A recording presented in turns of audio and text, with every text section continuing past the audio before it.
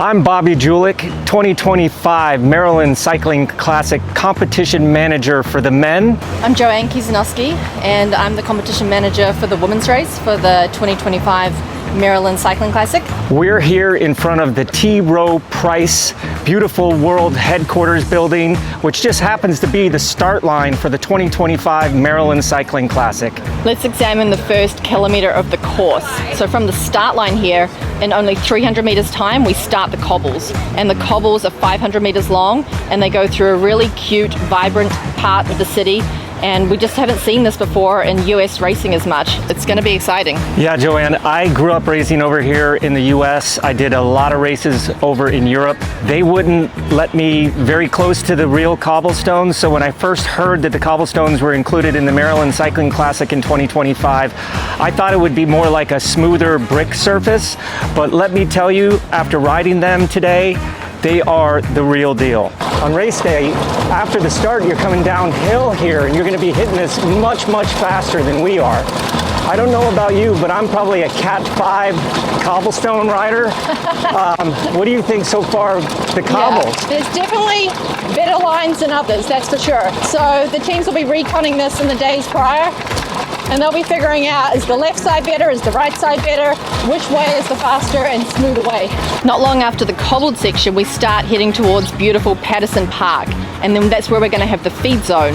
We keep going up Patterson Park, and then we turn left and we go across the top of it on Baltimore Ave, and that's where it starts kicking up. Yeah, Patterson Park is also going to be the location of the Community Bike Jam this year, and it's one of those sections that may not look like much elevation gain, but after riding it today, I can tell you, after a couple laps of this course, that's going to sting the legs a little bit. So heading out of Little Italy, we start heading up towards the original George Washington Monument with another tiny section of cobbles around this beautiful roundabout. George Washington Monument is the high point of central Baltimore. Not long after the Washington Monument, we start transitioning into the northern part of the course, and then we're on Falls Road, and that is paralleling the Jones Falls. We continue through Hamden and then on to the Northern Parkway, which is where we have the KOM this year.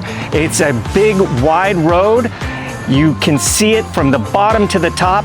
And let me tell you, there's going to be a lot of action on that KOM line. So that's going to be a great place to watch the action. The climb is 900 meters long and it's over 8% in sections. Nice smooth road.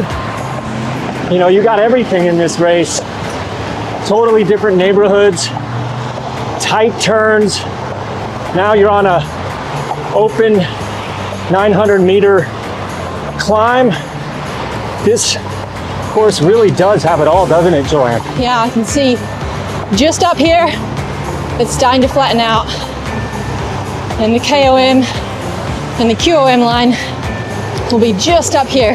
So after the Kelly Benefits King of the Mountain line, obviously that's the highest point of the course, and we descend down Roland back into the city. You go from these big wide roads up the climb and down this little descent, and before you know it, you'll be right back in downtown Baltimore. It's like you're seeing 2 or 3 different countries, not just parts of one little city. So now we're back on Falls Road and it's slightly downhill all the way into the city, and we're going back into the Inner Harbor area. That's right, Joanne. Coming down St. Paul, riders are going to hit between 40 and 55 miles an hour. It is going to be a screamer. With less than a kilometer to go, we will turn left onto Pratt Street, and that is considered Baltimore's main street. It'll be just a really long drag all the way to the line. So on that long, straight finish of Pratt Street, in the last 2 editions, we've seen a very exciting 4-up sprint won by Sepp Marca, and the following year in a solo move, so we had time to actually enjoy that last section of Pratt Street, was won by Matheus Schimosa. For the inaugural women's race, we think it's going to be really unpredictable. We don't know if it's going to be a big bunch sprint coming to the line, or like what happened in the men's race, a solo rider. Anything can happen out there on this course. So after the finish line, we turn right onto President Street and into the vibrant Harbor East area. Joanne, I really was blown away when I saw this area on the course when we did the recon. Yeah, it's really beautiful here. It's up and coming. There's the marina, there's restaurants, there's nightlife.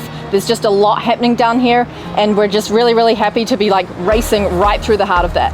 This year's course is totally different than the previous two editions, where we spent a lot of time out in the country and just came in for a few short finishing circuits.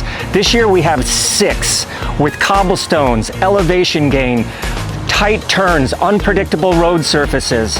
But this is going to be an all-day event where people can come out and get behind, meet these riders not once or twice, but 6 times, and see how they deal with not only the technicality of the course, but the elements and possibly the heat here in downtown Baltimore. The women's race will be 4 laps of the 18-mile circuit, and as Bobby said, it's a completely new circuit for this year. To see a circuit like this with the history that Baltimore has is really going to be something special that I think all these riders from Europe, who obviously have a lot more history, will really enjoy.